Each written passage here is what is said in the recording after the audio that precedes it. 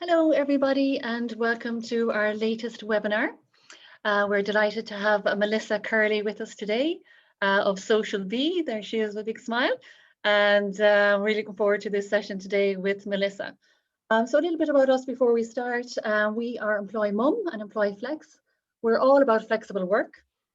We're primarily a recruitment service, and we help companies find the best flexible talent that is out there. We also do training and workshops, and we do these webinars about twice a month with experts in their field, just to help candidates and remote workers in their situation at the moment. So as I said, we're delighted to have Melissa with us today. Melissa is a networking guru, and she has lots of tips for us today on how to network in a hybrid model, I suppose, that we're heading towards in the future, and how to network online and in person. And there's no better woman than Melissa to guide us along this path. So look, Melissa's going to do her presentation, and we'll have questions and answers afterwards. So if you hover over the bottom of your screen, you'll see the questions and answer feature there. So you can pop your questions in there, and we'll have a chat about them after Melissa has done her presentation. So over to you, Melissa, and we'll chat to you afterwards. Thank you, Karen. Hello, everyone. Delighted to be here. I'm not sure about guru, but we'll see. I do have some thoughts and some tips for you that hopefully will be really useful. So yeah, my name is Melissa, and my business is Social Bee.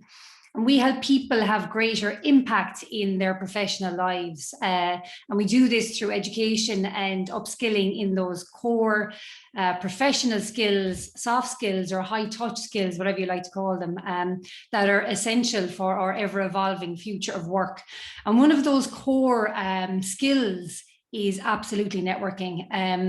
And the nature of the way the world is changing, networking was always relevant. It's ever more relevant now. And so I'm going to talk through some things for you that hopefully will be really useful. I'm going to talk, I've got my watch up on the computer. I say that as if I'm going to state time. I will state time, but I can forget time sometimes.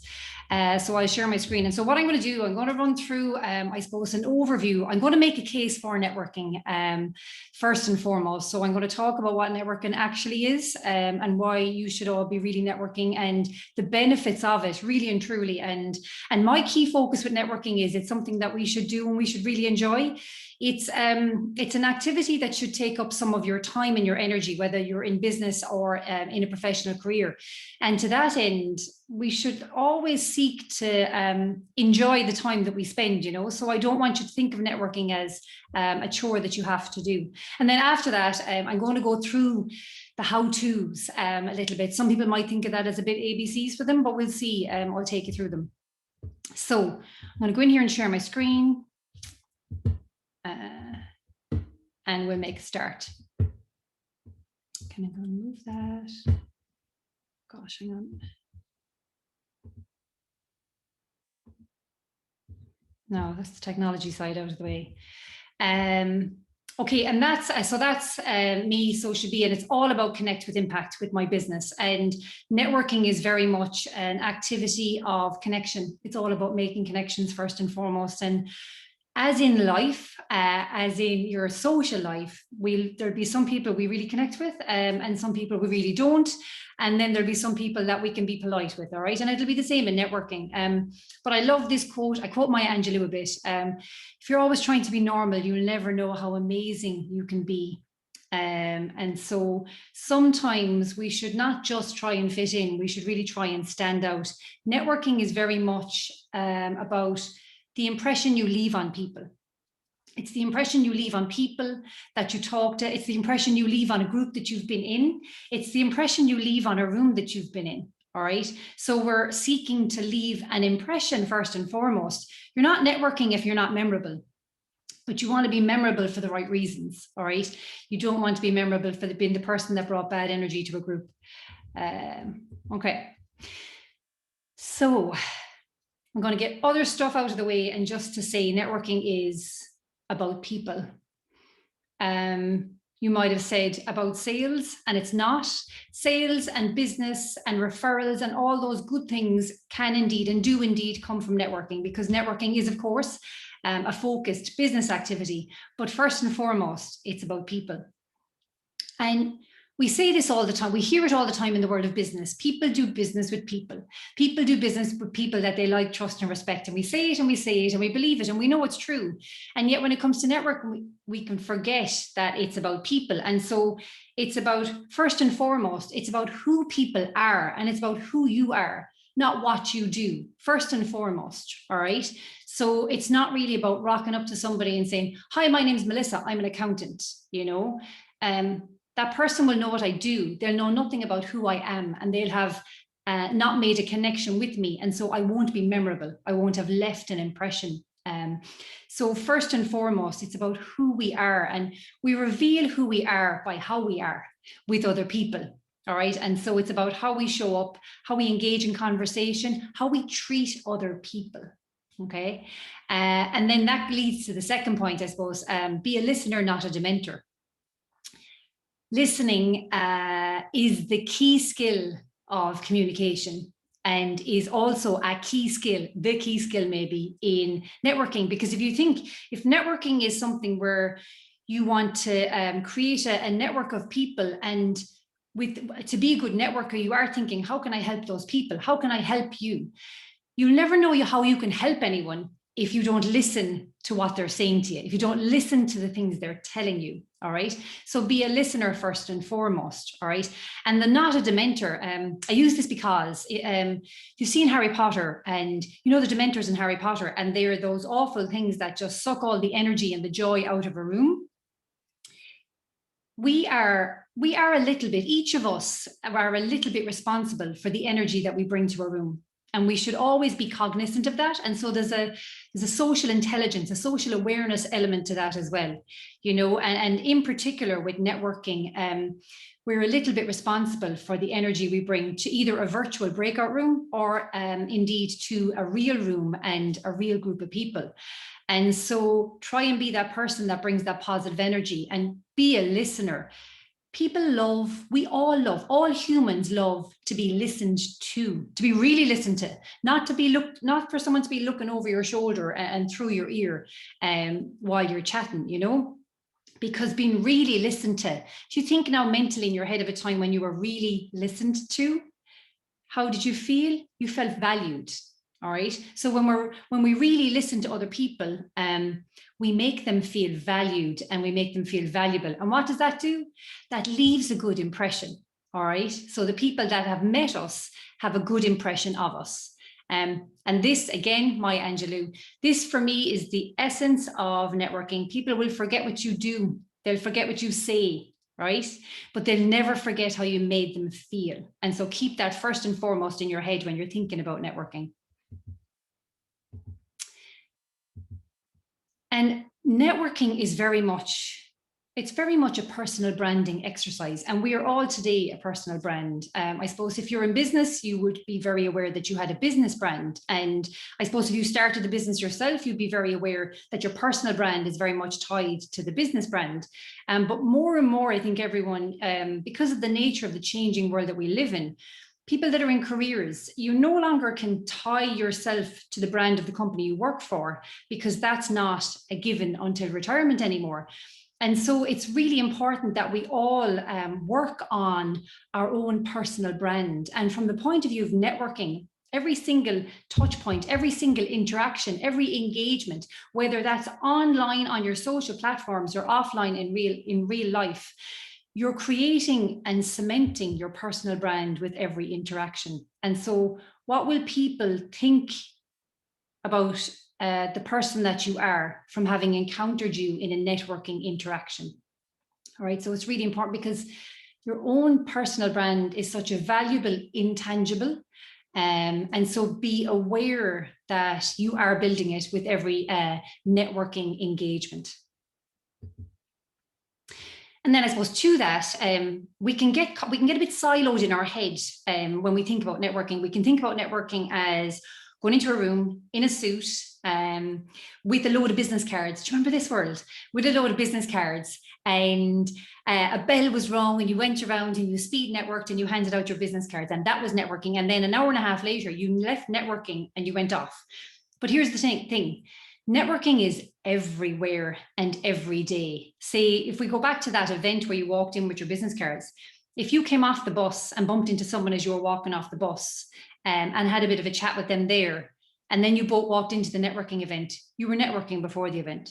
You're networking in the toilets when you meet someone, you're networking at the coats, you're networking over coffee. It's every little interaction that you have with another human being.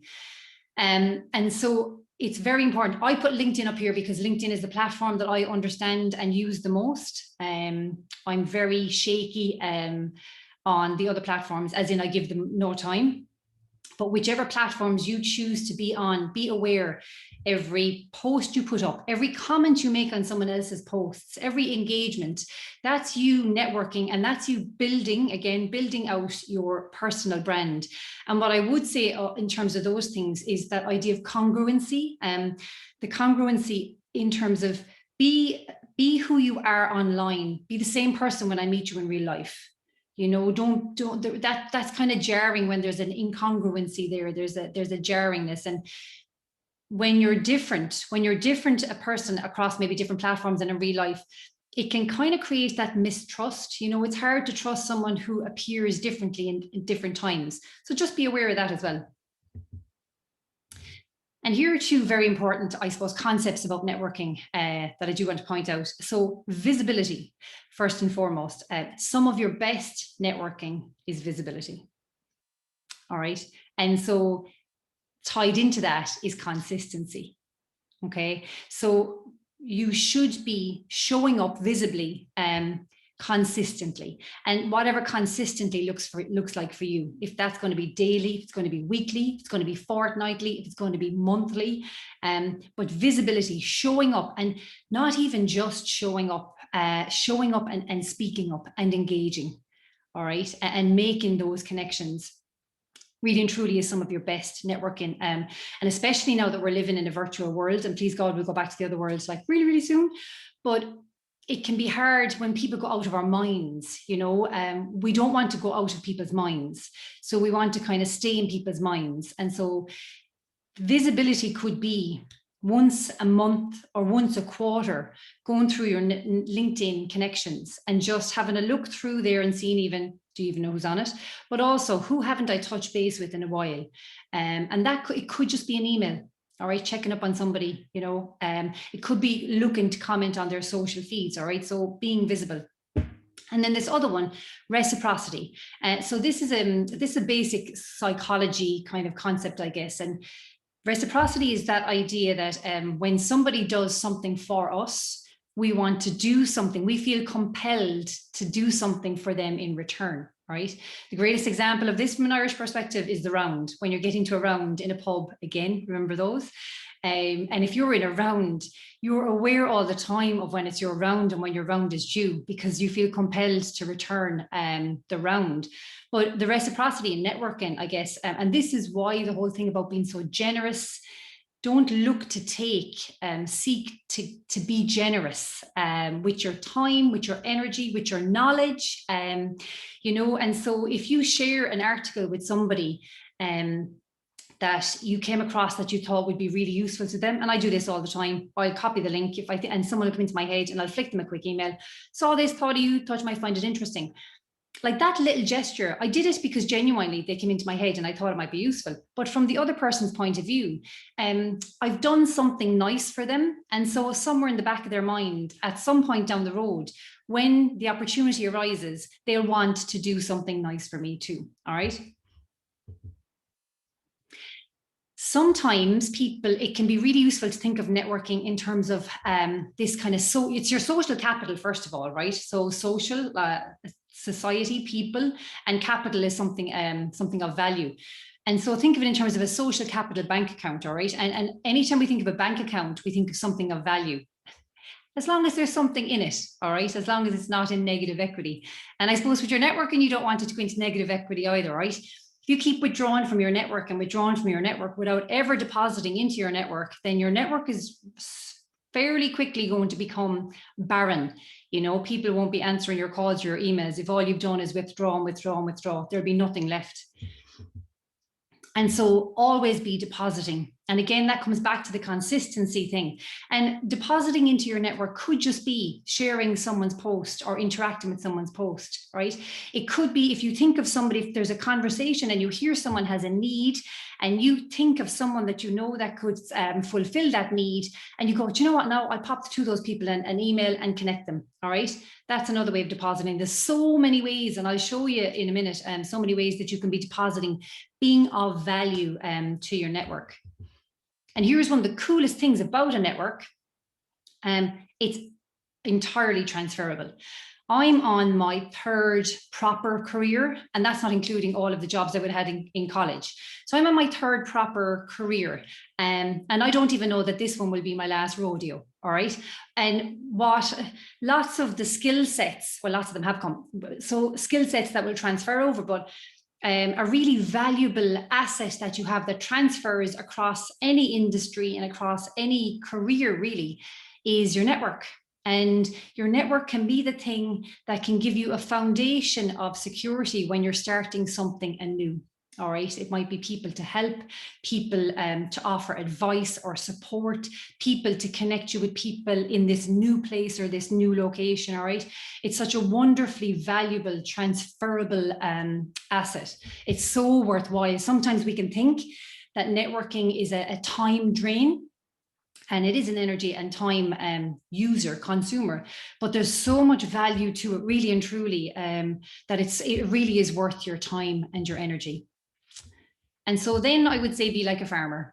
And the farmers around here, so they're always sowing seeds, not for next week's dinner, but for next season, all right, and for next year's crop. And the thing about networking, the worst thing you could do is look to build a network when you need it. That's the worst thing that you could do. That's like depositing €100 into the bank to start savings when you need a 20,000 deposit for a home. All right, there's such a mismatch. It's not going to happen. So be like a farmer, and it goes back to the consistency and the visibility and the reciprocity. All right, so be planting those seeds and making those connections, having those conversations, keeping in touch with those people that you have in your lovely network regularly and consistently. Now, I'm going to say this, I'm going to qualify it. I'm not a fan of the elevator pitch for networking, okay? Maybe the elevator pitch is a phenomenal tool for lots of things, but for networking, I'm going to say I'm not a fan. And here's why. Networking can stress people out. There's no other way to think about it. It's adults. Networking means adults talking to other adults, strangers, all together sober in the middle of the day usually, all right? And so it can be a bit awkward for us all. And here's where the extra pressure comes in. So having conversations with people, and basically you are giving a little bit of a kind of a pitch of yourself, you know. An elevator pitch, that's 60 seconds that you're supposed to write, that's supposed to touch all the points and that you're supposed to then learn off. First of all, there's massive pressure on that if you think walking into a networking event that the people you talk to are going to have to do your elevator pitch, what do you do? Oh, here it is, right? Huge pressure that we don't need. And the second thing is then, it's such a conversation killer. For me, networking is about having conversations that will lead to connections, all right? And there's no greater conversation killer than someone launching into a 60-second spiel about what they do and why they do it and what the value is of it, and do you want to buy it, all right? And so I'm more a fan of, say, like the 7-word one-liner, okay?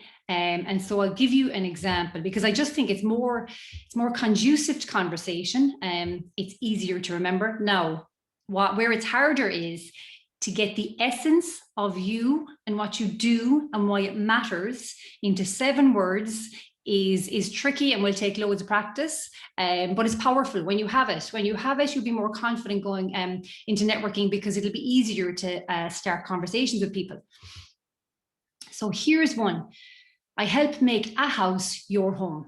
So this was somebody I had on a networking workshop a number of months ago, and he was a bespoke furniture maker, great guy from Cork. They're all great from Cork, but a great guy and bespoke furniture maker. And we did this exercise and he sent it through to me afterwards and I absolutely loved it. All right. So instead of being like, I make one-off furniture pieces, which is also cool, but I help make a house your home, you know? And so what that does is it piques my interest. I want to ask, how do you do that? And then he expands further. So what you're looking to do, instead of blurting out everything that you do in 60 seconds to somebody, to the people you meet, you want to pique their interest so that they want to know more. All right. So to give another example, I help people sleep better at night. Now, this person was a virtual assistant, could just as easily be your accountant, your financial advisor. All right. So if numbers, and it is for me, if numbers is the thing that keeps you awake at night, then someone coming up to you, instead of saying, I'm an accountant, and you're like, cool. It is cool. We all need one. But where does that conversation go? Whereas instead, if they say, I help you sleep better at night, again, my interest is piqued and I'm almost compelled to say, how do you do that? Right? And then they can get more into the conversation. See what I mean? So it becomes more natural, more fluid, more conversation. We'd be more comfortable saying a 7-word one-liner. And it speaks to these two things, impact and curiosity. So the second one first, when someone says their 7-word one-liner to you and they're talking about the impact that they have, not what they do, it piques your curiosity to know more, all right, to ask, how do you do that? So I just find that such a powerful thing to do, and that you'll have for your networking. And now, in fairness, it might evolve too. I would say don't worry about the ideal 7-word one-liner. That can just let it evolve. Find one that you feel has enough impact and curiosity to it and use it, and then let it evolve over time. All right. And so, when are we networking? I think I've alluded to this already. Always, everywhere, in every engagement. Like, I'm part of the athletics club in my local town, and when we're running around the track, I think we're going back now soon, but when we're running around the track at night, all those people, we have the chats, and every now and again, something comes up about somebody's work. All right. And it's not a what do you do, but something comes up, and I know, and it takes time, but those people are also a network, and you never know, work could come from those places. All right. So it could be on the sidelines of a football pitch, or, you know, you get my idea, right? So it's not even just those informal times when you're walking into a networking event and you bump into somebody there. That's superb networking opportunity too, but you're networking then as well. In your workplace, those conversations you have, the random ones in the corridor or the ones in the canteen when we're all going back there, you know, they're all networking, and they're all little networking touch points where you are building on your own personal brand, and you're also just building your network, you know. And so how, I'll go through things now, but my big answer here, my lofty kind of overview would be focus on the people. Absolutely. So how do you network? Focus on the other people. So I'm going to go through some kind of common things about networking and about how we do it that can kind of trip people up. And they're some of the most common questions I've been asked over the number of years I've been doing networking kind of masterclasses.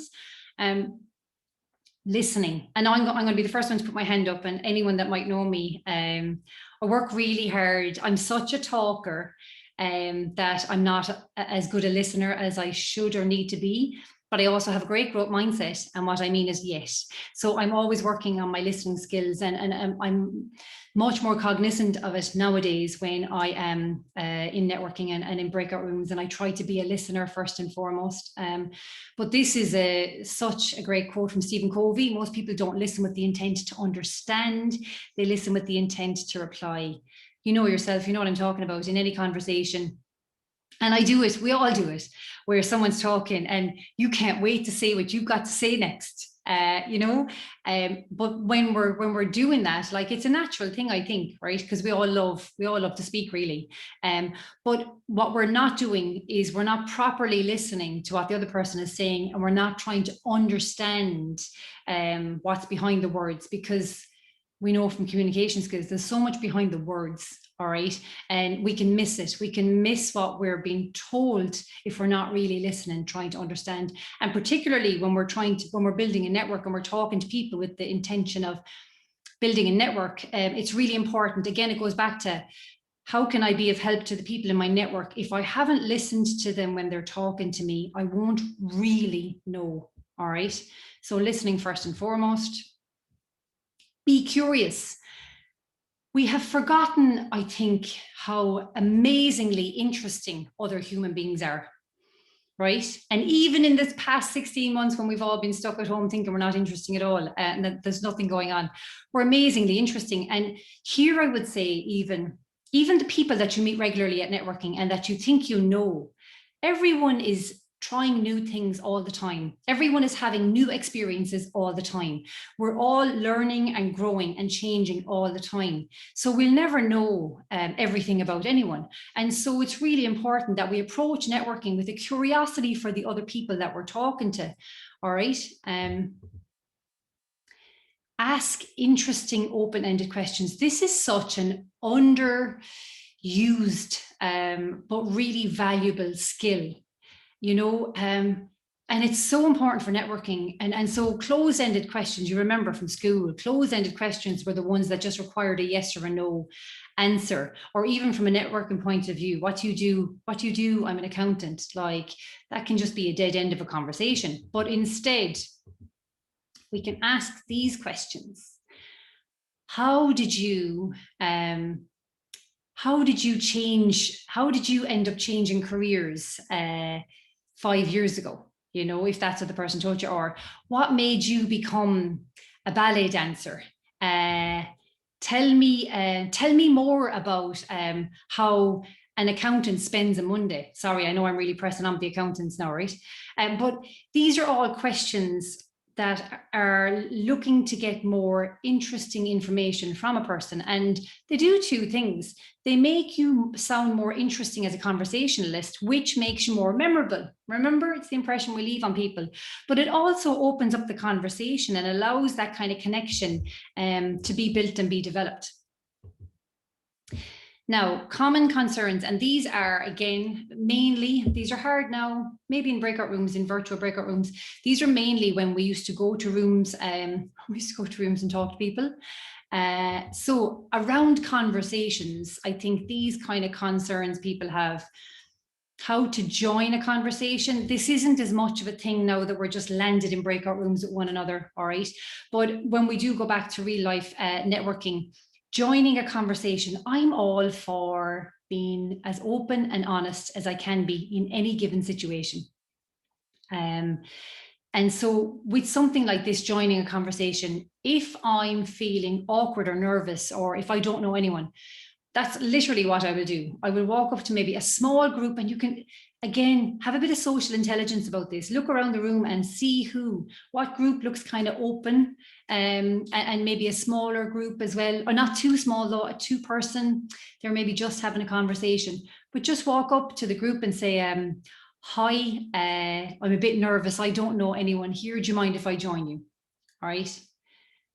Openness and honesty. I default to openness and honesty and humor when in tricky situations. And honestly, who's going to turn around and say, sorry, no, we're having a private conversation, all right? Because you're at a networking event.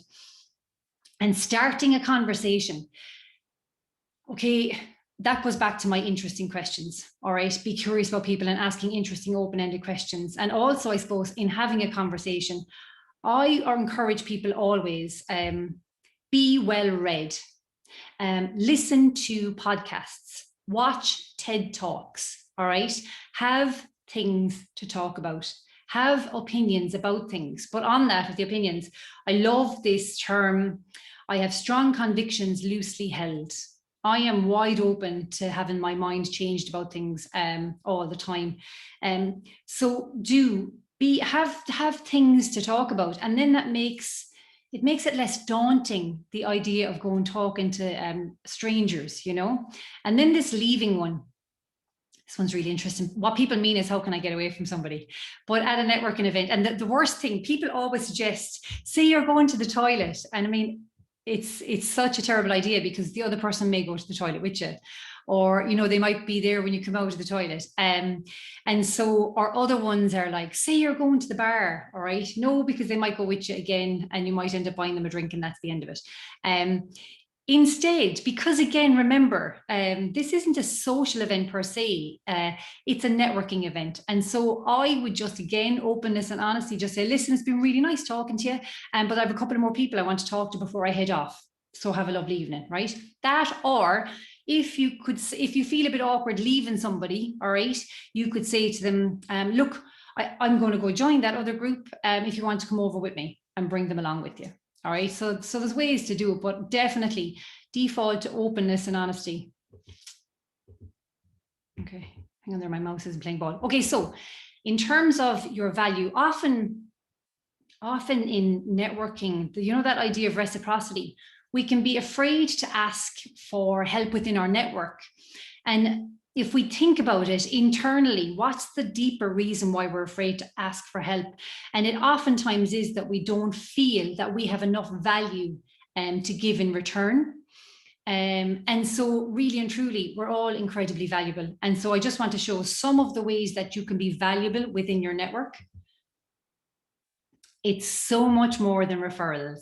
Whenever we think about how we can do something for our network, we can think maybe have to give them a sale, have to give them business, have to give them a referral, all right? You only give referrals when you have a relationship of trust built, you know, because otherwise you ruin the relationship of trust you have with the people you're referring them to, okay? So it's so much more than referrals. It is following up. One of the things people constantly fail or forget to do, and I'm going to say do it straight away. Sometimes things I put on the long finger, they just don't get done. So follow up. So if you're at a virtual networking event and you're in a breakout room with 4 other people, at the end of that virtual networking event, LinkedIn, all right, LinkedIn, and those 4 people, find them on LinkedIn straight away and send them a quick, always personalize the message. It only need be a one-liner, but always personalize the message. That little bit of effort does make all the difference. And all you need to say is, really lovely chatting to you inside the breakout room this evening. I'd love to connect, you know, and that's it. And you follow up. If you wanted to further follow up with somebody, you could arrange a one-to-one. Now, and here I'm going to actually make a point. The world is opening up again. I know the weather isn't great, not down here in Cork anyway, but the world is opening up again and we are allowed to meet people outside. So at this point, because networking is about relationships, and relationships are best developed face-to-face in person.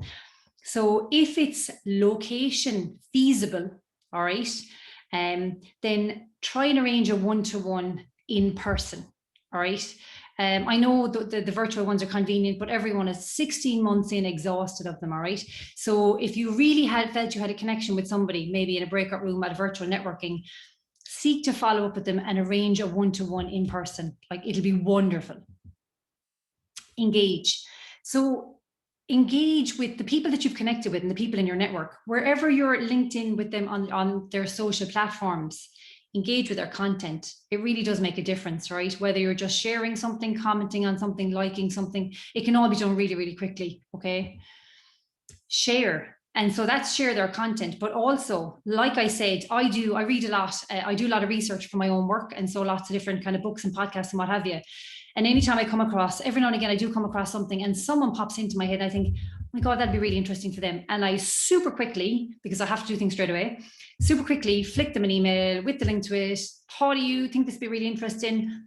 And share, hope all is well, hope you're great, and share. All right. And that shows that person that you remember them, that you've thought of them, that you made a connection between a piece of information and them. You know, it's really valuable. You're showing people that you value them, the people in your network.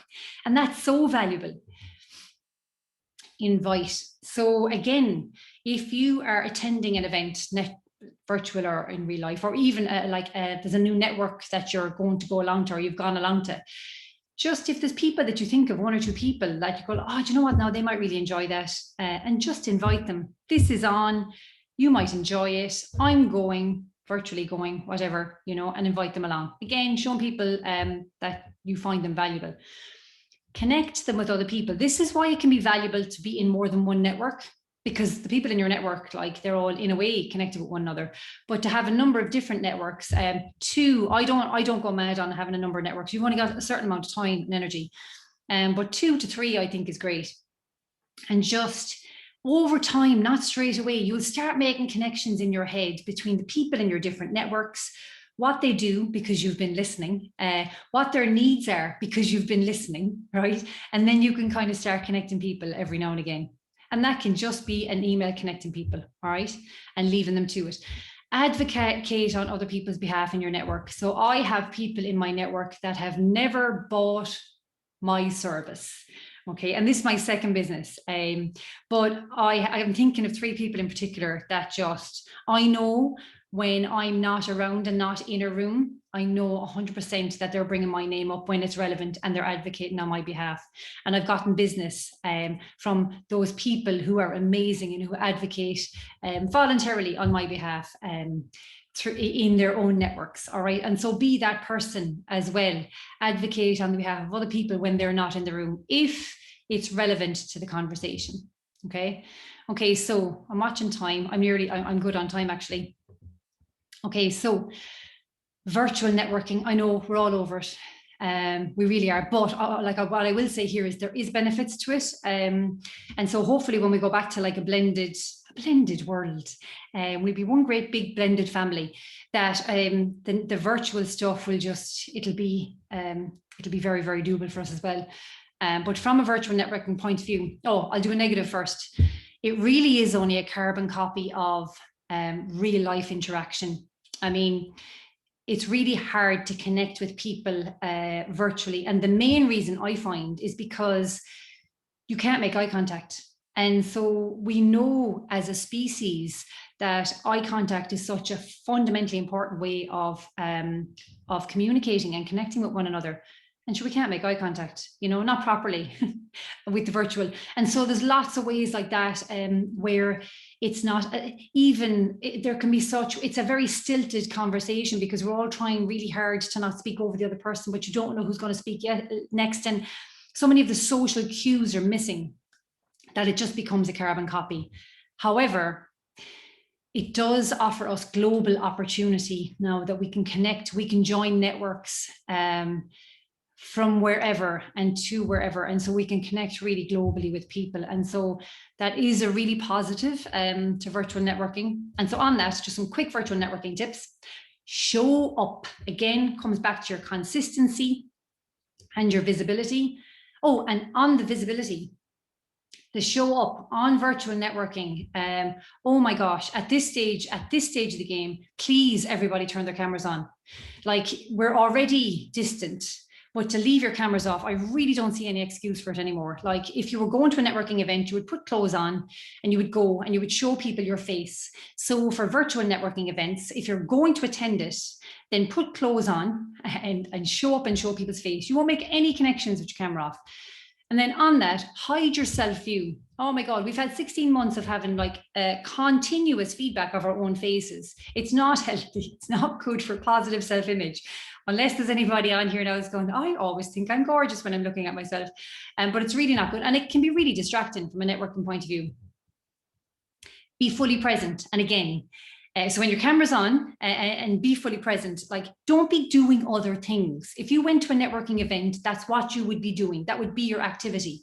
So don't, just because you're at your desk and you could be looking at your phone or you could whatever, because again, you're not going to make those connections with people, and people aren't stupid. All right. So we know if we're not being fully paid attention to, even virtually. Contribute. Really important. If you want to be memorable, if you want to leave an impression, and that's what networking is. We need to be memorable and be leaving an impression. We do need to contribute. A great one is when there's an opportunity to ask questions, put your hand up and ask a question. People will remember you as somebody that asks. If 3 questions are asked and you ask one of them, people will remember you for asking a question. Make sure it's a good one. Try and make sure it's a good one. Engage. And again, you know, it's so important. If you're in a breakout room, do try and engage I know it can be really hard, but it's really important that we just kind of try, follow up again, same with the virtual networking, follow up and go global. So I really would encourage you. I know the Cork Chamber at the moment, they're doing, actually I think they're doing a one to Chicago. So they're doing Cork Chamber connects with all the chambers across the country at the moment, and they're doing a Chicago one soon. So just go global, entertain networks that are going global, and just, you never know who you're having a chat with. And that is me bang on 140. I can't believe it. So Karen, I am open to questions. Super, Melissa. Thanks so much for that. There was so much information there, so many takeaways. My head is spinning, but I totally agree with you on the givers get. You know, that's the nature of networking, really. You know, that the more you give, the more you get, and that's definitely my experience anyway with networking. You know, and that and the listening part of it as well. I love that. You know, and I think that that actually that's what makes a really good salesperson, actually. If they listen to what people want and need and where their pain points are, then they can go in there and help them with whatever they're selling. But, you know, with networking, that is so true as well. Like, if you've got to really listen to what the person is saying so that you can add value, or, you know, engage or contribute, and all those things you said there that we should be doing online. The 7 words, I think that's brilliant. Get it down to 7 words. Like, our attention span is so tiny at the moment, you know, because we're on social media so much more than we have been. You know, we're just scrolling, you know. So, you know, people say 30-second, 1 minute pitch, but 7 words, I think, is a really good advice, and a challenging one, actually, to get your message across there in 7 words. Brilliant. And you said another thing, actually. Helen and I, we both, my colleague here, there's an expression, ABC, always be closing, ABS, always be selling, but we say ABN, always be networking, you know. So just look at every opportunity as a networking opportunity, you know. Like, some things have happened in my life just because, you know, I was standing at the side of a GA pitch and chatting to someone who knew somebody who could help me, you know. So you just never know. And I suppose as well, you don't realize how big your network is either, until you start looking at every opportunity as a networking opportunity, and not in a kind of a grabbing way, but, you know, in an open-minded way, you know, in that you could help them or they could help you, you know. But I think Irish people anyway are really, really good networkers. I mean, networking is really just having the chats, like, really, isn't it, you know? And is there a better country in the world for doing that? Oh, but you know what, though, we really are. We're really good at having the chats, but I mean, there's research on this. Women are less inclined to leverage their network, so they're better at building the relationships, but they're less inclined to leverage. And so I think there's a fine line. We need to get that balance between, like, it is about relationships and they are really valuable, but your network is slightly different. You're allowed to ask. Like, you know, you really are allowed to ask, and we should ask. And if you think of it yourself, if you put the shoe on your own foot, someone in your network came to you and they were looking for something. If I could, absolutely. No, but I wouldn't be thinking, I didn't think now that our relationship was about that. What do you think it's about? So I think it's really important that we kind of go, okay, networking, and I do say it's connections and it's relationships and everything, but, like, we have to leverage it. And that's why I said about the value piece. You have to believe that you have value too, in order to ask for something as well. You know, I just think that's really important. Very true, very true. And, like, in general, most people genuinely do want to help you anyway, you know, particularly in Ireland. I've worked in other countries all over the world, but particularly in Ireland, people want to help you. They want to see you succeed. And as you say, if they can, they will help you, you know. So, and They even really even from a networking perspective, like, very few people will refuse you a virtual cup of coffee, you know, even at very high senior levels. So if you want to, you know, learn about a company or get in with a company or whatever, or get advice from somebody in particular, there's very, very few people who refuse you a virtual cup of coffee, you know, in a networking scene. Like, so. I wish I had known that earlier, you know, as well. It took me a couple of years to walk my own walk. Like, in the other business that I had, I come to the world of business from education. I was a secondary school teacher, and so I gave myself this huge imposter syndrome and stuff. And, like, I was living in Dublin and I was a small fish in a big pond and in a new pond, you know. And so I felt I took it upon myself. Like I felt like I had something to prove. And so I felt like I had to do it myself. And so I was and I was also really reluctant because I just felt like, who am I to be asking for help, you know? And so I wish now that I had maybe known to ask for help a bit earlier and stuff, you know, because when I did exactly that, Karen, when I started asking for help, people were more than happy to give me their time. People are incredible with their time, honestly, like so good with their time. So I totally agree. Yeah. So don't be afraid to ask, I suppose, is the message. Yeah. Absolutely. Yeah. Pop into the question and answers box here. So, and there's a good few questions coming in. Any tips for networking virtually? I think you gave us a good few there, which were great. Okay, so any advice when you're in a virtual breakout room for just a few minutes and it's hard to get a word in? Good one if somebody is. It's a really good one. And the thing is, if it's a really well-run networking event, there will be a facilitator in each breakout room. And the point of that facilitator is to make sure everyone gets, if you've got 5 minutes and there's 5 people, gets a minute. And so that's a really well-run breakout room. It can be hard when you're just landing, and we've all been, you will have been as well, Karen, landed in breakout rooms where you're not getting a word in. And this is the thing, and that's why I find that the online stuff can be really tricky, because etiquette wise, you know, you can't walk away. I mean, you can't leave the room. You kind of are in a way trapped. But if there was any way, like I would even, if it was a network, I would give that feedback. If it was a network that I was going to regularly and with the breakout rooms, I would maybe give that feedback that I would find more value in the breakout rooms if there was someone to facilitate so that everyone got a chance to talk. Because I might land in a breakout room and I might say, right, lads, so will we take a minute so each, you know, someone might take it upon themselves because and again, it's that social awareness, you know, that you're cognizant that like everyone should get a chance to talk, and like there are some people that won't kind of speak up. So I suppose my tip there would be, if you're a confident enough person to kind of, when you land in there, go, right, lads, will we all make sure now that we get a chance to talk, and who wants to go first? Or I would feedback to the person running the networking event that like it would be great if there could be a facilitator in each breakout room. Yeah. It can be a tricky one, all right, when you're stuck in there for 10 minutes and, you know, there's somebody dominant taking over and, you know, and there's no way out, you know. There's no way out. I was actually, recently enough, I was in one with, there was 3 of us in there, and one person was, and it went on 15 minutes. It was way too long. I knew it going in, like that was way too long. But I did kind of feel like, you know, the way you think, I wonder, could I just drop off? Like people's internet goes all the time. So like, if you're really stuck and really miserable, you could just drop off. Yeah. That's not my networking tip though.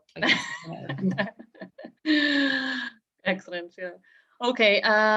Here's a good one now from Carmel. Any tips for remembering people's names if you have met them at previous events? Is forgetting people's names a result of not listening properly when you meet them initially? Yes. Largely, like if you're like, except maybe for like really like a few cases of people maybe that just can't remember things, but if you're having to remember 40 names in one go, we'd all struggle. All right. But when you're meeting people at networking events, and again, it can come down to when we have a bit of anxiety about networking, go, what will I say? What will I say about myself? We don't even realize maybe that we're not fully paying attention. And then someone has said their name and we don't remember. All right. So what I would say is try and just really, really work on your listening first and foremost. And if you don't catch it, you have a split second.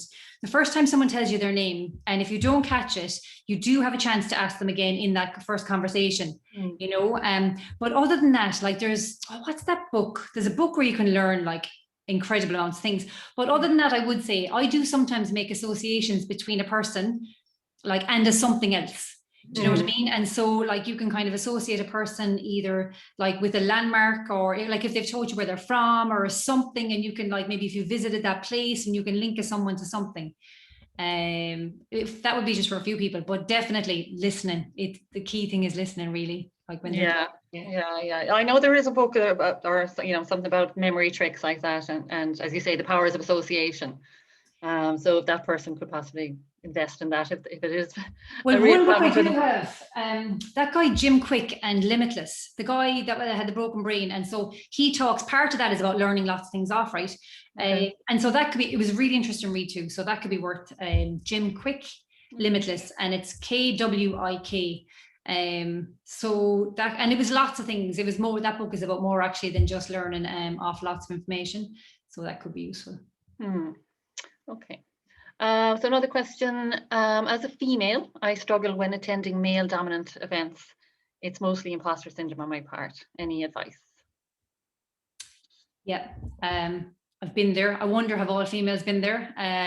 My very first professional network that I joined in Dublin was largely men in suits of a certain pedigree, era, and all coming from the same kind of industry. And I felt like such a fish out of water. And when I look back on it now, I felt that they were so much better than me because they had more experience and were around for longer. And I was filled, I had oodles of energy and ideas and enthusiasm and all the things that maybe they were lacking, you know. Largely male dominated events. Do you know, I think we can get stuck in our own heads as well. Don't fear them. We can tell ourselves limiting stories about these things that like we'd have nothing to say to them, or better again, we might tell themselves they won't want to talk to us. They'll want to talk among themselves. They want to talk about particular things. Don't put those stories on those men unless that actually happens.